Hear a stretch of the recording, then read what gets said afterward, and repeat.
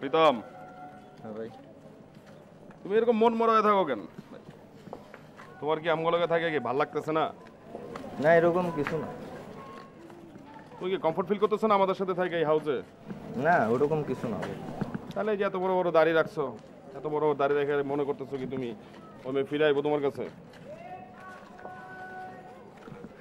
না, তোমার একটা পরিবর্তন হওয়ার দরকার প্রীতম।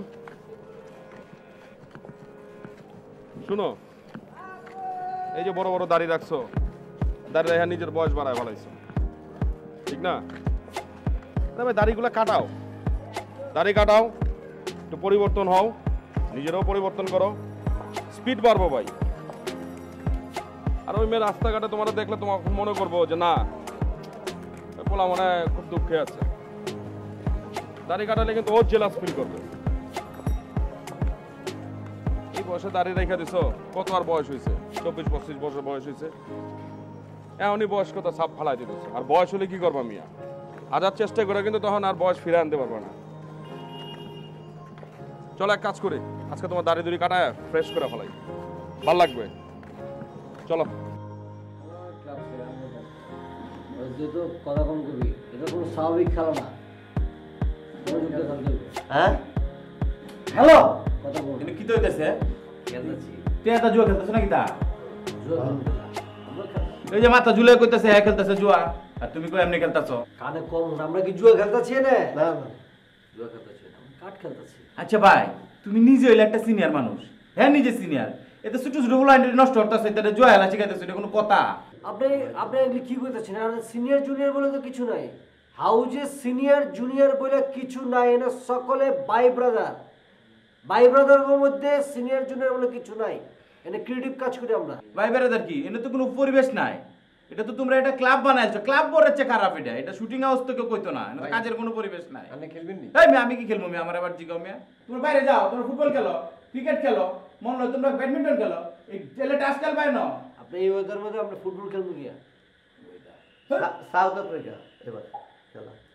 কি রে ভাই, কি করে প্রত্যেক বিষয় হান্দার যায়, প্রত্যেক বিষয়। আপনি খেলেন, আপনি খেলেন। খেলেন। এ কি আছো? পারতাম না। খেলার কোনো মুড থাই নি মিয়া, খেলো না ব্যাগ 20-এর মধ্যে হেৎ। খেলবা? আরে কি করবো? আয়া দেখেন না কি করলো। একটু সামনে আসি প্লিজ। খবরদার, একটু আসি। আমি তোমাকে মানা করছি কিন্তু। একটু আসলে কি হয় শোনো, আমি ফোনে এই কথাগুলো বলতে পারতেছি না। আমি আম্মার সঙ্গে কথা বলছি। বলার ফোনে বলতে হবে, তুমি সামনাসামনি আসবা না। না না না না, আমি আম্মার সাথে কথা বলছি। তুমি আমার শুধু ফ্রেন্ড না, তুমি আমার গার্লফ্রেন্ড, এটা বলছি। কিন্তু আম্মা তো কোনো ব্যাপারে শুনতে চায় না। আম্মা নাকি তার কোন বান্ধবীর মেয়ের সাথে আমার বিয়ে ঠিক করছে, সেই মেয়েকে আমার বিয়ে করতে হবে, তোমার সাথে বিয়ে দিবে না। মানে মানে বুঝতেছো না? তোমার সঙ্গে আমার মা আমার বিয়ে দিবে না, তার পছন্দে আমার বিয়ে করতে হবে। আমি তো ওই মেয়েকে বিয়ে করবো না, আমি তোমাকেই বিয়ে করবো। তুমি কিছু করো আমার জন্য। আমি এই প্রথম দেখলাম যে কোনো ছেলে গার্লফ্রেন্ডের কাছে এসে বলতেছে যে আমার জন্য কিছু করো। এটা আমার বলার কথা। তুমি আমার মামাদেরকে চেনো, সব ডাকায়। তার আমার আম্মা আমার মামাদেরকে ডাকে আমার ধরে জোর করে বিয়ে দিবে। আমার কিছুই করা থাকবে না, চলো আমি কাজে বসে গিয়ে বিয়ে করবো। কাজে অফিসে গিয়ে কেন বিয়ে করব? বিয়ে করলে নরমালি বিয়ে করব। নরমালি তো হবে না, আমার মা তো তোমার সাথে বিয়ে দিতে রাজি না। এটা বুঝতে চেষ্টা করো। তুমি বুঝতেছো না কেন? চলো আমি কাজে বসে বিয়ে করবো। তুমি করবো না আমাকে বিয়ে? কোনো ছেলেকে বাবা মা জোর করে বিয়ে দিতে পারে? আজকাল তো মেয়েদেরকে বিয়ে দিতে পারে না, ছেলেকে কিভাবে দিবে? তুমি চিনো আমার ফ্যামিলি। এখন করে ফেলি, পরে আম্মাকে জানাবো। পরে জানালে তো আমাকে আর জোর করে বিয়ে দেবে না, কারণ আমার তো বিয়ে হয়ে গেছে। আর আমাদের বংশে কোনো দুই বিয়ে নাই। প্লিজ। আমার ফ্যামিলি তো রাজি হবে না। আমার ফ্যামিলিকে কি বলবো?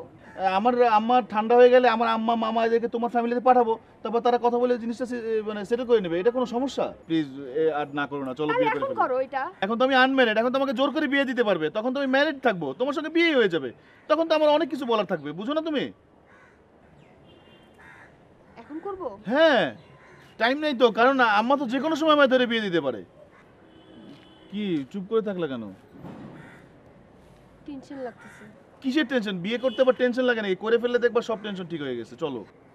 ঠিক ঠিক হবে না কেন? আমি যদি পারি, আমার আম্মাকে চেনো তুমি, দেখছো কিরকম? আমি যদি ডিসিশন নিতে পারি, তুমি কেন পারবা না? তোমার আম্মা আব্বা তো খুবই ভদ্র। চলো। চলো।